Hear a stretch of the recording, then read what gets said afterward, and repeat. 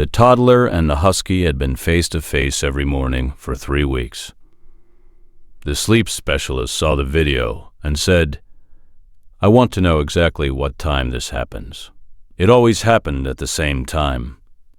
7 a.m. 3-year-old Nora would come downstairs, find their 4-year-old Siberian Husky, Frost, in the kitchen, and they would conduct what her parents, Ingrid and Tobias, called the morning conference.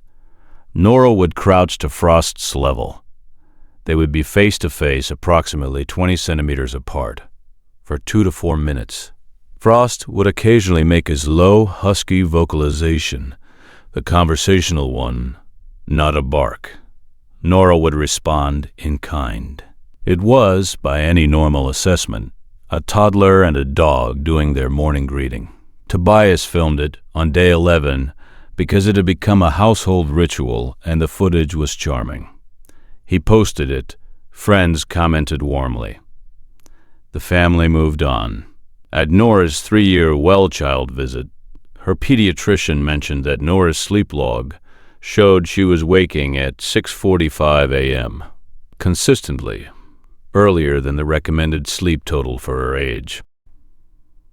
She referred them to a pediatric sleep specialist for a brief consult. The sleep specialist, Dr. Mensah, asked to see a typical morning.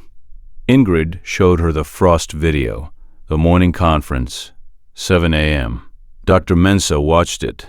She asked, "What time does Nora typically wake?" Ingrid said, 6:45. Sometimes 6:40. Dr. Mensah said, "And where is the dog when she comes downstairs?" Ingrid said, "In the kitchen. He's always there by 7. Dr. Mensah said, "I want to know what time the dog goes to the kitchen." They checked.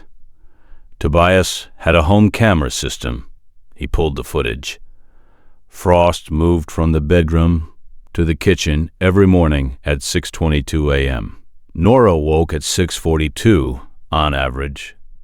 The dog moved 20 minutes before the child woke. Subscribe now before the next detail.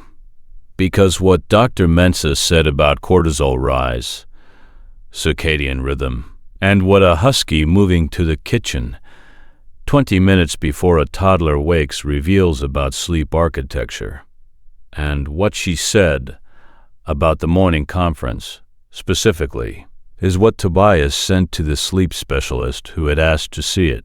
Dr. Mensah said, "The dog is responding to the cortisol and metabolic changes that signal Nora's impending wake time, the biochemical leading edge of her sleep-to-wake transition.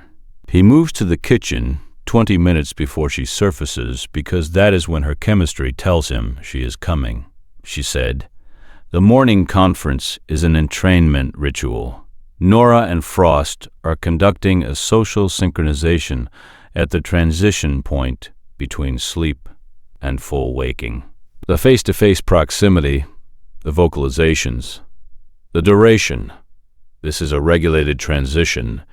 She is using him to move from sleep state to day state." She said, "I want to know if Nora's wake time has been consistent since the morning conference began." Ingrid checked. It had. Nora had been waking within a 7-minute range every morning since week 3 of the conferences.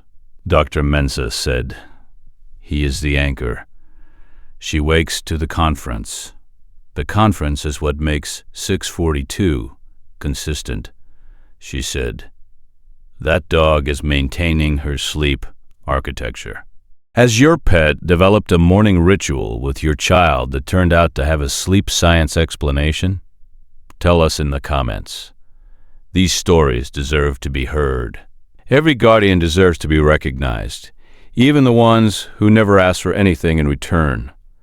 If stories like this matter to you, subscribe so you never miss the next one. The morning conference continues. It has been 4 months.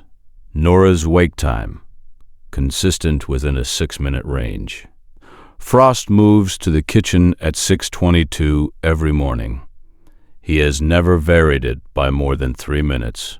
Tobias says the dog sets her alarm. Dr. Mensah says that is not inaccurate. Next, the baby who kept reaching for the Doberman's ear, and what the audiologist said about which ear and why it mattered.